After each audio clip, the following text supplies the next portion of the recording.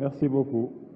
Monsieur le Président de l'Assemblée nationale, permettez-moi de vous saluer et de vous remercier également. Et après vous, saluer l'ensemble des honorables députés de l'Assemblée nationale du Sénégal. Saluer Monsieur le ministre des Finances et du Budget, mon collègue en charge des relations avec les parlements qui n'est pas là, ministre du Travail, et l'ensemble des hauts cadres, fonctionnaires qui nous accompagnent, officiers supérieurs, pour ce passage ici en plénière au niveau de l'Assemblée nationale. Monsieur le Président, j'avais envie de quasiment pas réagir énormément, tellement beaucoup d'interventions qui ont été soulevées ici, en tout cas défendues ici, vont en droite ligne avec nos préoccupations. Et le sentiment que j'ai, c'est que nous avons une représentation nationale ici qui est assez sensible aux questions de l'environnement.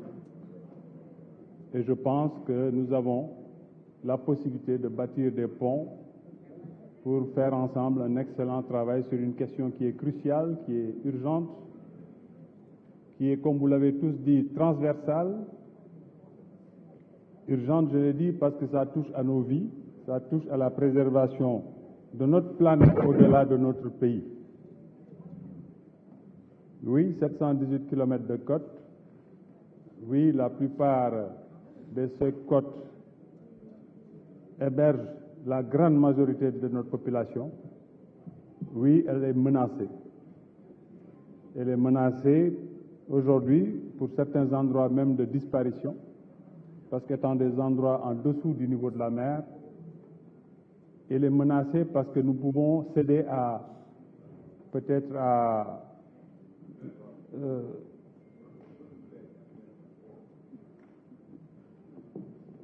je disais que nous pouvons céder peut-être au découragement.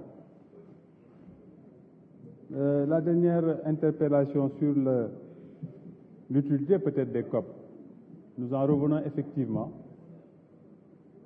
Et nous avons eu là-bas à porter des plaidoyers qui, pour nous, ressortent du bon sens. Parce que quand il est avéré que les pays que nous sommes, qui sommes en première ligne, justement, les premières victimes de ces changements climatiques, nous ne polluons pas à plus de 3%, on se dit quelles sont nos marges de manœuvre. Parce que les véritables causes nous viennent d'ailleurs. Donc, chers représentants du peuple, la plupart des questions soulevées ici, je les ai eues en commission technique. Nous avons apporté des réponses et nous avons avec un peu le recul qui nous préserve de la réponse directe. Peut-être je vais passer sur quelques éléments que j'estime importants, sauf les questions qui n'ont rien à voir avec mon budget. Ça, vous le comprendrez peut-être. Chers anciens, je vous salue. Je vois que vous m'avez apostrophé comme votre cadet. Heureusement que vous ne m'avez pas demandé d'aller sous la table. Vous et moi, on se comprend. Monsieur le Président, on parle de meilleure connaissance des effets climatiques. Je crois que c'est l'honorable Ndiagagnan. J'éviterai peut-être de citer les noms pour qu'on ne me parle pas de droit de réponse. Ça, au moins, je l'ai appris récemment aussi. Effectivement, ces changements climatiques doivent être mieux connus de tous. J'en parlais brièvement. Et c'est pourquoi aujourd'hui, le ministère renforce quand même les capacités des collectivités territoriales dans ce domaine. Également, les associations éco-citoyennes, les groupements de femmes, les écoles. Et on vient de valider une stratégie d'intégration des changements climatiques dans le système éducatif. Et beaucoup d'honorables députés l'ont dit, c'est vrai, c'est là-bas où il faut commencer, dès le plus jeune âge. Une meilleure connaissance donc est importante, et une meilleure connaissance ne nous demanderait pas pourquoi les COP, parce que de ces COP aujourd'hui, je prends un exemple pour ne pas m'attarder sur la COP 27. où notre pays quand même a été bien représenté, me dit-on. En tout cas, du point de vue de sa diplomatie, il a quand même, je peux utiliser ce qualificatif, brillé, parce que notre chef d'État est le seul à avoir pris la parole 2 fois au niveau des instances de haut niveau pour s'adresser au monde sur des questions principales, parce qu'il portait également la voix de l'Afrique. Il portait la voix des pays les moins avancés et il portait la voix du Sénégal. J'ai eu cette opportunité également, donc le seul pays dans cette COP à s'adresser à 3 reprises dans ce segment de haut niveau à la communauté internationale sur des questions simples. Nous avons parfois fait, comme certains parmi vous, un peu de syndicalisme avec des points de presse et autres pour mettre le doigt, l'accent sur les questions cruciales qui nous interpellent, telles que justement comment faire face à ces pertes et dommages occasionnés par les changements climatiques. Quand on parle d'érosion côtière, tout ce qui touche à l'adaptation, on nous dit aujourd'hui qu'il faut entre 9 et 10% du PIB des pays comme les nôtres pour faire face à cela. Vous conviendrez qu'on n'a pas ces moyens au moment où on parle. Si vous visitez notre CDN, vous verrez que nous avons des engagements inconditionnels qui sont appuyés sur nos moyens, mais le gros, ce sont des engagements conditionnels qui doivent venir justement de cette finance climatique qu'il nous faut aujourd'hui définir correctement, partager cette définition pour qu'il y ait de la traçabilité, de la transparence, pour qu'il n'y ait pas ce dialogue de sourds aujourd'hui qu'il y a entre nous et certains pays développés qui disent nous avons rempli nos engagements et nous on dit on n'a pas vu l'argent. Aujourd'hui, ce que nous faisons sur l'érosion côtière, on le fait sur de l'endettement. Vous conviendrez donc qu'on est en train de faire face à des causes extrêmement chères sur notre budget et sur de l'endettement. Ce qu'on a fait à Saly pour récupérer les plages et sauver une activité importante, le tourisme, on l'a fait sur de l'endettement. Ce que nous faisons à Saint-Louis, on le fait de l'endettement, je me limite à ces 2 cas.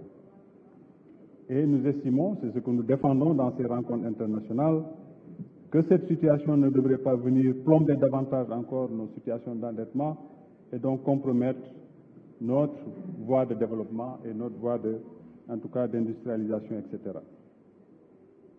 Honorable député, permettez-moi là cette parenthèse. Vous attirez beaucoup l'attention sur l'impact de l'exploitation à venir du pétrole et du gaz sur l'environnement. Ces questions sont bien adressées et bien prises en compte et bien gérées.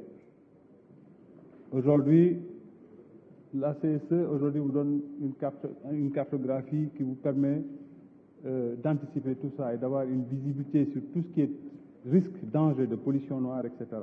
Ils ont mis en place des mécanismes extrêmement innovants et scientifiques. Ce n'est pas là-bas la question. La question aujourd'hui, c'est que oui, nous sommes vers des trajectoires pour neutraliser les émissions de gaz à effet de serre. Nous sommes dans ces trajectoires aujourd'hui pour préserver la planète et la maintenir en réchauffement maximum de 1,5 degré. Mais cela, nous disons que ces trajectoires, elles doivent être justes, elles doivent être équitables, équilibrées. Elles ne peuvent pas être d'une manière non différenciée. Parce que qu'est-ce que nous avons en face pendant qu'on nous dit, sort ici régulièrement le gaz et le pétrole, c'est qu'aujourd'hui le monde, une partie du monde s'organise pour qu'on ne puisse pas exploiter cela. Voilà ce qui appelle aujourd'hui une union nationale sur des questions importantes qui pourraient encore plomber nos efforts colossaux pour aller vers l'émergence. Voilà pourquoi nous, on tire l'attention en disant un développement, oui, sobre en carbone, oui, mais avec une trajectoire normée, différenciée, qui prenne en compte nos spécificités, à savoir qu'aujourd'hui, nous avons 600 millions d'Africains qui n'ont pas accès à l'énergie. Nous sommes en 2023. Nous avons des ressources, vous nous demandez de ne pas les exploiter, mais à quel prix? Et qu'est-ce qu'il y a en face? Donc voilà les vrais enjeux aujourd'hui qui se posent à nous dans ces instances. Et quand vous n'y êtes pas, vous ne vous défendez pas. Et demain, quand il y a des coalitions qui se forment, elles auront leur impact parce que ceux-là sont les marchés de ces produits que nous voulons exploiter. Si demain on vous met des barrières commerciales, on vous met des taxes carbone, mais on est en train de vous empêcher d'avancer dans cette voie de développement. Donc c'est important. Et de ce point de vue-là, je réitère l'invitation que j'avais faite à la commission du Parlement et qu'un honorable député a repris ici, pour que justement ce travail, on le fasse la main dans la main. Voilà pourquoi j'avais déjà instruit les services d'organiser un séminaire au besoin pour la commission, mais tout honorable député qui est intéressé pour venir partager avec nous nos stratégies, nos orientations, nos projets, pour avoir une meilleure maîtrise de ce qu'on est en train de faire. C'est un combat qui est censé être national parce qu'il s'agit de préserver des vies, mais il s'agit aussi de ne pas encore se retaper des conditions de retard de 10, 15, 20 ans de développement, parce que, voilà, c'est un équilibre à trouver. Si je reprends la loi sur le plastique, elle est revenue régulièrement. C'est une loi déjà en vigueur depuis avril 2020. Maintenant, je ne vais pas être là pour vous dire qu'elle est appliquée de façon rigoureuse, parce que les faits ne démontrent pas cela pour l'instant. Mais vous conviendrez que dès qu'on a fait passer cette loi et que les services ont commencé à diligenter les choses, on a été rattrapé par des réalités internationales qui touchaient tous les pays. On est rentré dans une phase de pandémie. Ça a impacté beaucoup. Le président a énormément fait pour préserver l'emploi, le revenu du Sénégalais. Sa première décision a été d'interdire tout licenciement au Sénégal et d'accompagner cela. Donc vous conviendrez qu'à ce moment, quand il y avait des industries dont c'était le métier, il était difficile de venir sans permettre à cela de se préparer, de fermer tout de suite ces activités-là et donc de mettre des milliers de Sénégalais au chômage, mais également de mettre à l'eau des milliards d'investissements qui avaient été faits. Donc, malgré tout cela, aujourd'hui, cette loi, elle est appliquée par mes services, elle est surveillée. On ne fait pas entrer n'importe quel plastique au Sénégal. Il faut des autorisations, notamment de la direction de l'environnement et des établissements classés. Il y a un type qui entre encore, mais la plupart, suivant la qualité de ce plastique, qui ne rentre pas encore dans ce pays. Et, sauf erreur, les derniers chiffres qui m'ont été donnés, c'était plus de 70 tonnes de plastique saisi il y a de cela quelques semaines. Donc, vous savez, ce travail, il est fait, il est en train d'être fait, mais quand même, on y a mis un peu de souplesse parce que nous sommes toujours en pandémie, même si elle s'est beaucoup affaiblie, et nous sommes rentrés encore dans une autre crise sociopolitique, ou je ne sais pas comment le qualifier, de guerre en Ukraine avec les conséquences sur notre économie. Donc cette loi, les services continuent à la suivre.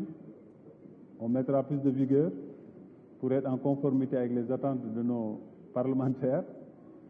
Mais aujourd'hui, effectivement, les déchets plastiques constituent un problème très crucial.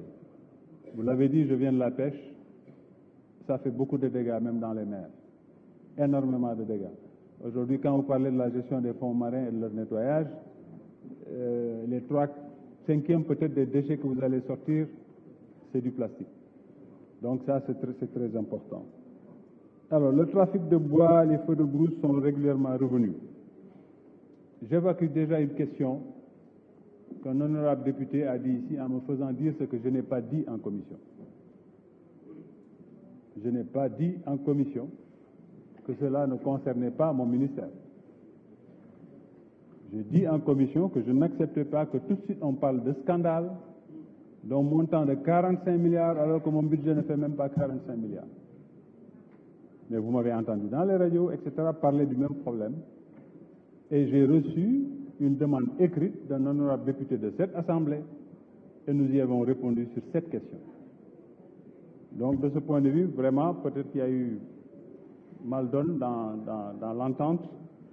J'ai répondu en commission qu'effectivement, c'est un marché secret défense parce que concernant l'équipement, l'armement de structures de forces de défense et de sécurité.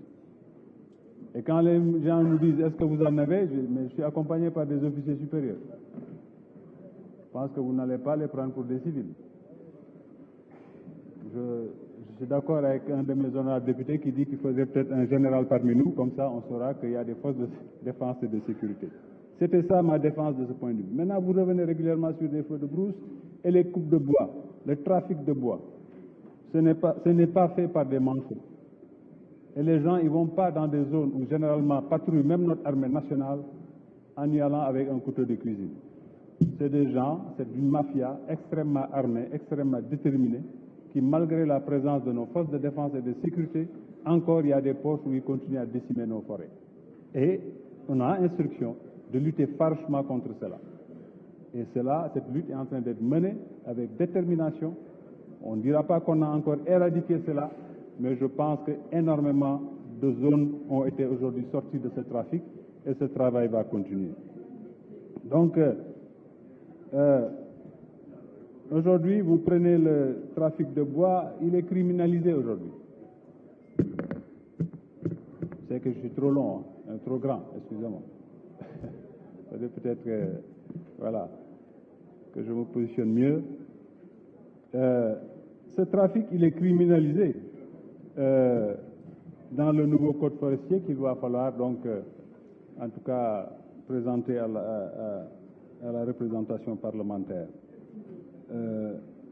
On m'a demandé si ce matériel est là, ce matériel commence à être livré. Et cela aussi, il faut que vous sachiez que c'est dans le cadre de l'exécution normale, en conformité avec les règles de ce pays.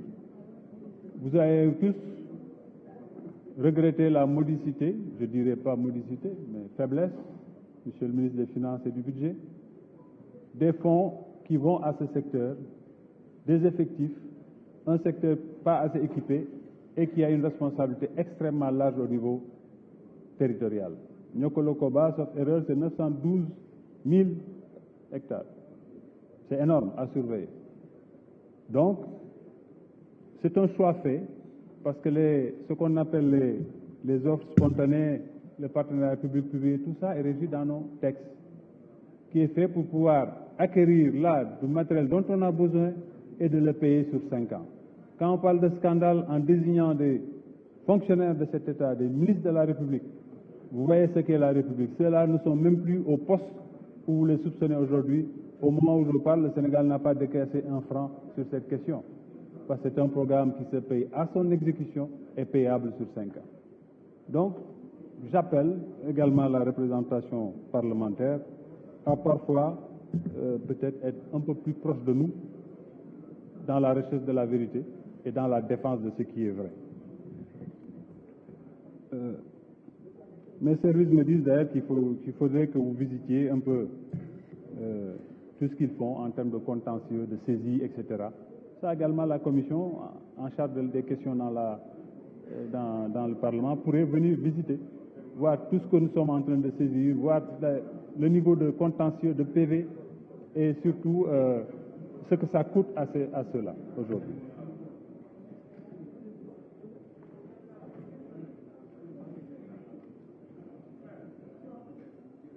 Mon camarade Ali Mané, lui, j'ose le citer, demandait justement ce que nous faisons un peu pour la réduction des émissions de gaz à effet de serre. Dans les communes de l'intérieur, vous avez dû voir quand même ce formidable programme du président de la République en termes d'éclairage public. Tout ce solaire qui est en train d'être fait. Nous étions fiers, nous, à Sharm el-Sheikh, quand nous avions en face de nous des puissances qui nous disaient « Oui, mais on ne peut pas avoir cet engagement global entre nous pour réduire les émissions à effet des gaz à effet de serre, et vous nous parlez de pétrole et de gaz. » Nous étions fiers de le rétorquer, mais au moment où nous sommes, nous, pays en développement, en termes de mix énergétique, ça vous fait pâlir, vous, d'envie, parce que vous en êtes loin. Le Sénégal est au-delà de 30% de mix énergétique aujourd'hui. Donc cela montre un peu, malgré ces ressources qui se pointent, l'effort qui est fait, et donc cette trajectoire que nous voulons sobre en carbone. Et la prochaine stratégie du chef de l'État, du gaz sous power, qui va nous faire abandonner cette énergie hautement polluante pour faire un pas, en tout cas progressif, vers des éléments moins polluants.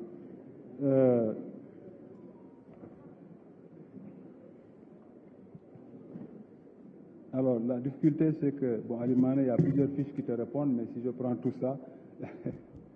Mais en tout cas, les services rappellent un peu tout ce que nous sommes en train de faire pour les énergies renouvelables au Sénégal. Les centrales photovoltaïques, ça, je pense qu'on me cite les 8 centrales, vous devez les connaître, ce n'est pas la peine que je revienne dessus. Les centrales éoliennes que nous avons, honorable député, vous ne m'entendez pas, mais il faudrait que je descende en fait pour que vous m'entendiez. Et ça va être difficile. Ça va être difficile. Donc, sauf si, voilà, si je retourne peut-être à ma place et le faire. Alors, les centrales éoliennes, Taïwandiaï, la plus grande d'Afrique de l'Ouest, me dit-on, avec 158 mégawatts. C'est quand même des efforts importants que le gouvernement du Sénégal a fait. 55 000 lampadaires solaires installés dans ce pays, 115 000 en cours de mise en œuvre. Je crois que ça, c'est des efforts importants et il faut le financer, tout ça. Donc, alors, c'est vrai, l'honorable qui nous demande de vulgariser davantage notre contribution déterminée au niveau national. Vous avez raison, d'autant plus que nous avons pris l'engagement même de la réactualiser par rapport à ces engagements que nous prenons dans les COP. Parce qu'on se donne des objectifs globaux et derrière, il faut que chacun s'aligne. Donc, dans cette réactualisation, je voudrais que ça soit dans une démarche inclusive et participative avec le Parlement. Donc, je le dis un peu à mes directeurs, pour que justement, si vous êtes co-constructeur de la chose, je pense qu'on nous parlera moins de vulgarisation. Mais également à l'endroit de la presse, pour que la presse nationale qui est là, qu'elle soit communautaire ou pas, puisse davantage partager ce qu'on est en train de faire, cette politique du point de vue de l'environnement pour mieux le comprendre. Alors, la salinisation des terres, c'est régulièrement revenu. Salinisation des terres, avancée de la mer, érosion côtière, tout ça est lié. Tout ça est lié. Voilà pourquoi aujourd'hui, tout à l'heure on parlait d'utilité de COP, la CSE, le CSE, parce que je confonds avec mon entreprise d'origine, la compagnie là c'est le centre. Donc le CSE est l'un des organismes accrédités pour le fonds vert mondial. Et à cette COP, ils ont signé encore, je crois, un contrat qui porte sur 10 millions de dollars qu'ils vont exécuter. Et vous voyez que nous sommes une structure transversale parce qu'ils vont l'exécuter au profit de l'agriculture, principalement. Donc nous travaillons aussi pour les autres. Donc aidez-nous à mieux travailler pour tous ces autres secteurs parce qu'on a une activité transversale.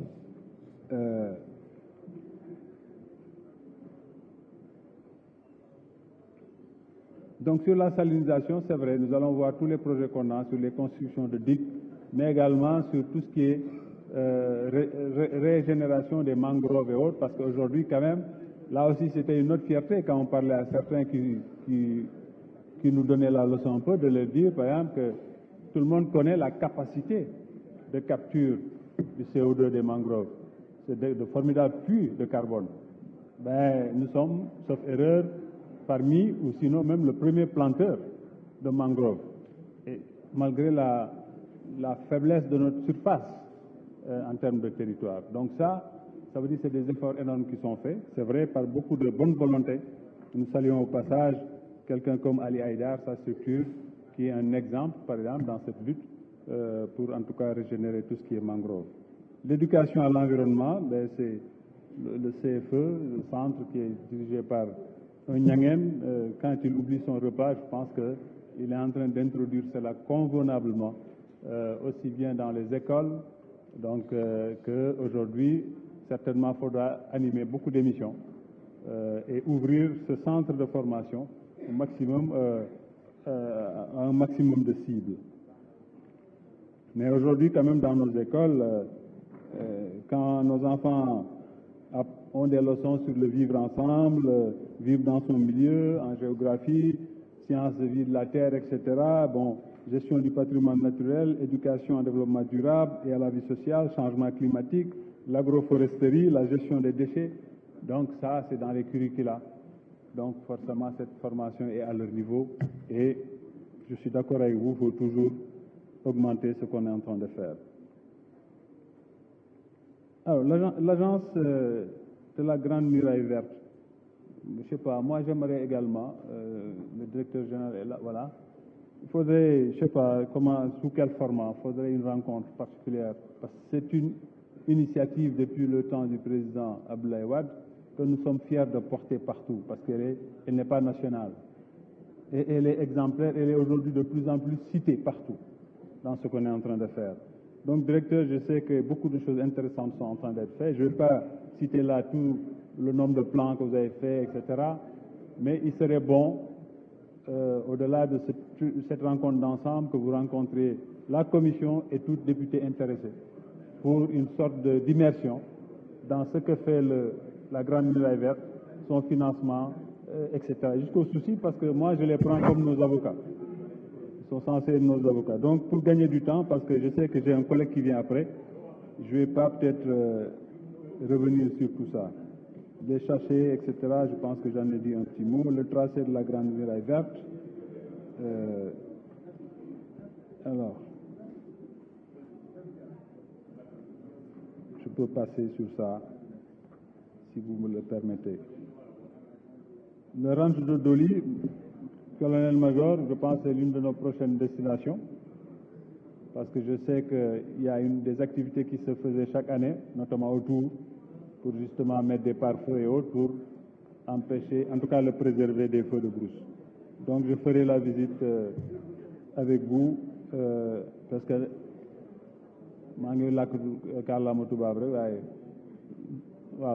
là aussi, donc je n'ai pas eu le temps de faire toutes mes structures. Donc vous le comprendrez aussi. Mais aujourd'hui, quand même, au moment où je parle, c'est plus de 1275 km de pare-feu qui sont réalisés par les eaux et forêts. Les feux de brousse, ils sont là, mais il y a les feux précoces que les populations également font pour justement empêcher ces feux de brousse de grande dimension. Ce matériel dont on parle, de ce fameux marché, nous attendons qu'il soit complet parce qu'il va nous permettre, on a déjà un plan, à partir du nord. Imaginez, chers parlementaires, qu'aujourd'hui le CSE, avec ses outils, peuvent nous dire attention, vous risquez un feu de brousse à tel endroit, parce que les températures pour telle et telle raison font qu'à tel moment, un feu de brousse risque de se déclarer à tel endroit. Nous voulons combiner tout ça, davantage manager tout ça pour justement pouvoir anticiper et pouvoir être en place quand les choses se déclenchent, etc. Et le fameux contrat tant décrié où on a tout de suite sali des gens sans comprendre ce qui se passe, ce contrat, justement, équipe de tout ça. Équipe des armements, équipe des drones, on a parlé de drones, il y a l'achat de drones dans ce contrat, il y a la formation pour ces drones, pour surveiller nos forêts et anticiper autant que possible, mais il y a tout ce qui touche également les engins pour assurer ces pare-feux, etc. Donc c'est un ensemble. De ce point de vue-là également, quand nous irons sur le terrain, nous accompagnerons les députés qui le voudront bien. Alors, est revenu régulièrement également le problème des Khayundaouni. C'est la première question que j'avais eu à poser. Nous avons 7000 dans l'agence de la Grande Muraille Verte. Le début a connu quelques ratés, au début, je dis bien, qui étaient des problèmes de procédure, etc. Mais aujourd'hui, il n'y a pas plus de 1% de réclamation, en termes salarial, de paiement des salaires. Donc ça, je ne sais pas qui le dit, mais aujourd'hui, ces jeunes sont payés convenablement. Ceux qui avaient des difficultés, c'est des gens qui avaient des problèmes avec leur wave, parce que parfois, ils ont des plafonds qui sont atteints, ou le virement ne passe pas, etc. C'est ce faible pourcentage qui avait des difficultés. Donc, de ce point de vue, rassurez-vous, parce que ces questions sont prises en charge. Quelqu'un a posé la question sur les salaires. Ces salaires, justement, de 7000 agents, ils sont dedans, plus l'effectif que nous avons, plus les contractuels que nous avons. Je suis étonné d'ailleurs qu'on nous dise pourquoi autant de milliards en salaire, mais vous êtes sous-équipés, vous êtes en sous-effectif, etc. Bon, mais ça... je passe, si vous le permettez. Suivi de la qualité de l'air. Bon, aujourd'hui, je pense que nous sommes un des rares pays en Afrique à disposer d'un réseau de suivi de cette qualité de l'air. Un des rares pays. Je n'ose dire le seul parce que ce n'est pas le cas, mais un des très rares. En tout cas, on est cité en référence. Alors, que des stations aujourd'hui soient vétustes, c'est normal. Il faut qu'on les remplace et ça coûte de l'argent.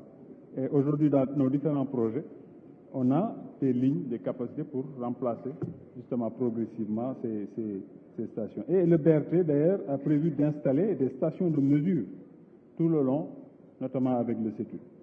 Et en termes de mix, on nous a parlé tout à l'heure d'utiliser nos ressources, mais ce que fait le président de la République devrait être applaudi par tout le monde. Aujourd'hui, notre terre, il est électrique. Même s'il est bimodal, il fonctionne principalement à l'électricité. Là-dessus, il faut nous donner le tonnage de carbone séquestré, en tout cas préservé par ce mode de transport. Donc il est en train de jouer justement sur la pollution de Dakar, son encombrement, mais également sur la qualité de vie du Sénégalais.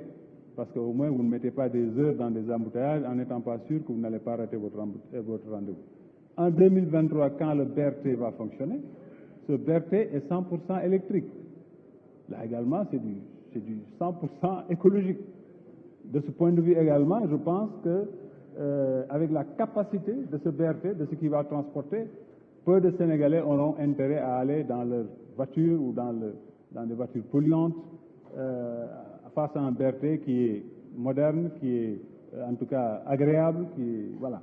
Donc je pense que c'est ça le travail qui est en train d'être fait pour régler. Je parle à mes parents dakarois qui se sont plaints.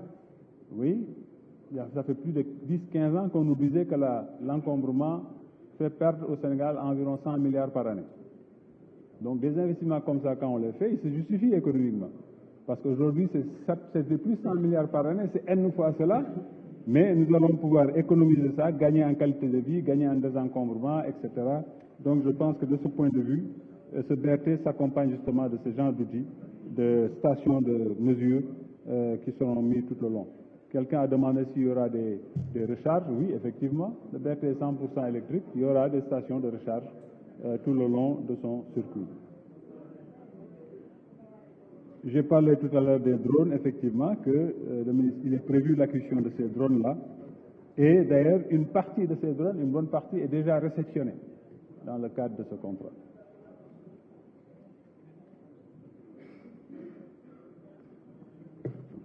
Bon.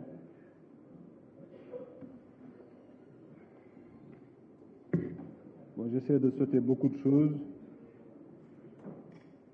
qui sont aujourd'hui dans les réponses qu'on a eu à vous transmettre. Le WACA a été cité, oui, où est-ce qu'il en est? C'est le CSE qui le met en œuvre, le WACA. Alors, première phase du WACA sera bouclée en 2023, avec beaucoup de réalisations. Et la deuxième phase, RISIP 2, ou presque finalisée avec objectif de renforcer les acquis. Donc ça, je pense que ça me vient du directeur général du CSE. Bon. Alors, réhabilitation des sites miniers, bon, c'est vrai, je peux parler à mes collègues. C'est vrai qu'on est transversal. C'est vrai qu'au niveau environnement, quand on voyage, ce n'est pas beau. C'est vrai que parfois, ça se transforme en bassin de rétention que personne n'a prévu et avec des pertes parfois de vies humaines. Nous allons davantage mettre l'accent sur le suivi des PGS de ces entreprises et voir quels sont les moyens, en tout cas pour réhabiliter. Parce que d'habitude, tout contrat s'accompagne avec une obligation de réhabilitation derrière, en tout cas des sols. Ibrahim Diop, énergie solaire, véhicules électriques, le BRT sera 100% électrique. Les véhicules de rabattement entre le TER et le BRT, nous le voulons électrique, etc. Donc, Dakar va être un exemple de ce point de vue-là. Et il est déjà cité un exemple quand vous sortez.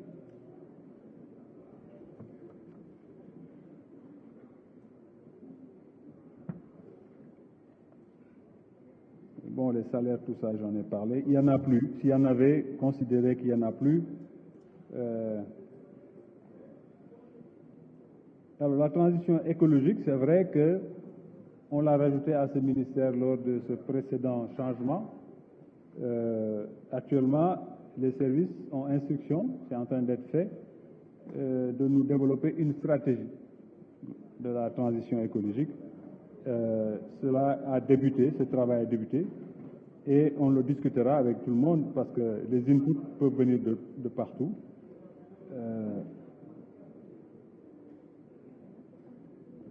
Mais ça, nous aujourd'hui, nous comptons sur cette finance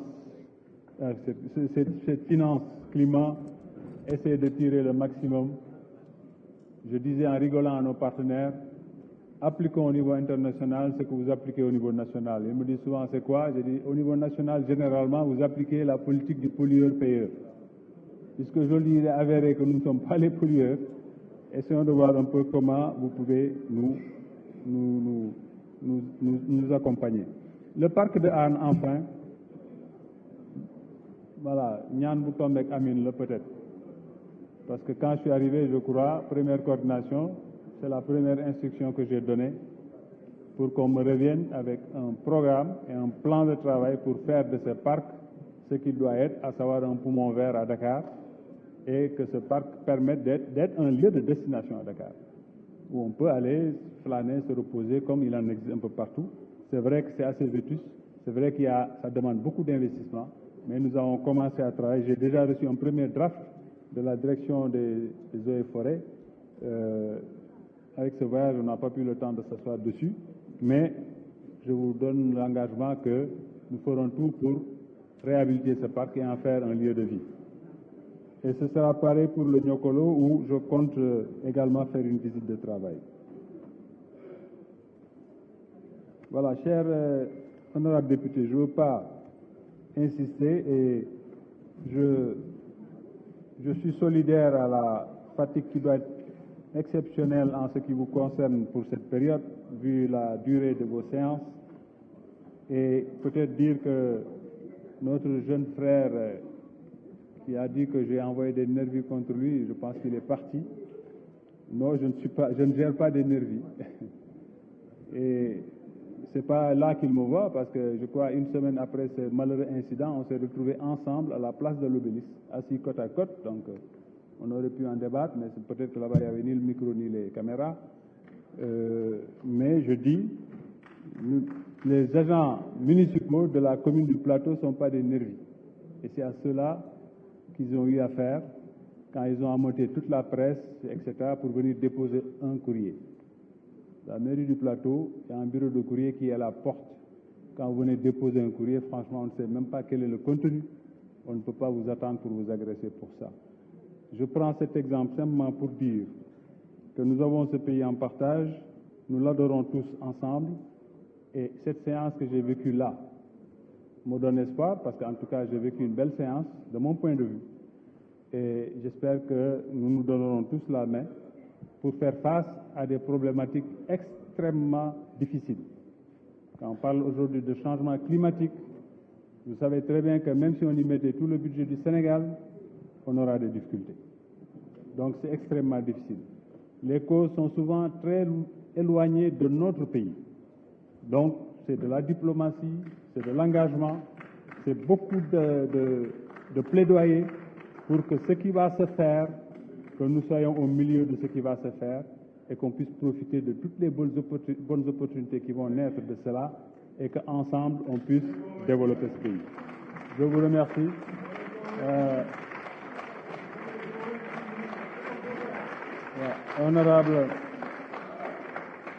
Honorable Farbongom, je vous ai vu faire signe en disant il faut qu'il prenne le casque pour comprendre, parce que vous êtes jaloux de votre poulard là, mais je pense que je peux vous l'enseigner peut-être, le poulard. En tout cas, je vous remercie beaucoup, Monsieur le Président. Merci beaucoup. Je vous remercie, Monsieur le Ministre. Monsieur le Ministre des Finances et du Budget, vous avez la parole.